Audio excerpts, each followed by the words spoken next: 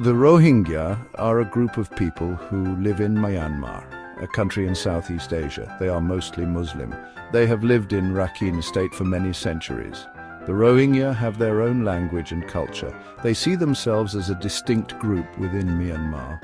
However, Myanmar does not recognize them as citizens. This means they do not have the same rights as other people in Myanmar. The Rohingya have faced a lot of discrimination. They are often treated as outsiders in their own country.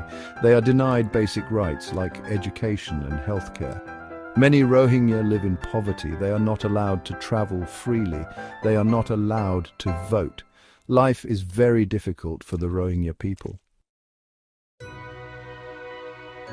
The Rohingya have faced discrimination for a long time. In 1982, a new law was passed in Myanmar. This law was called the Citizenship Act. The Citizenship Act took away citizenship from the Rohingya.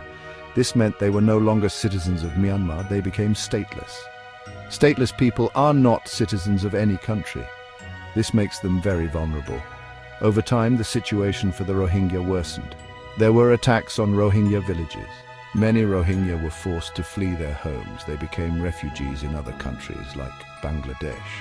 Bangladesh is a neighbor of Myanmar. It is a poor country with its own problems. But Bangladesh opened its doors to the Rohingya refugees. In 2017, the situation for the Rohingya became much worse. The Myanmar military launched a brutal attack on the Rohingya. Many Rohingya were killed, their villages were burned, women were raped, children were murdered. It was a genocide. Over 700,000 Rohingya fled to Bangladesh to escape the violence. The Rohingya refugees in Bangladesh live in huge camps. The camps are overcrowded. There is not enough food or clean water. Diseases spread quickly. Life in the camps is very difficult. The Rohingya want to go home to Myanmar, but it is not safe for them to return. The international community condemned the violence against the Rohingya. Many countries called it a genocide.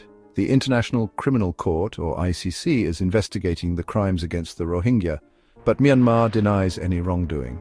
It refuses to take responsibility for the Rohingya crisis. The future for the Rohingya is uncertain. They remain trapped in a cycle of violence and displacement. They are denied their basic rights. They long for a day when they can return home with dignity and safety, but for now they can only hope for a better future.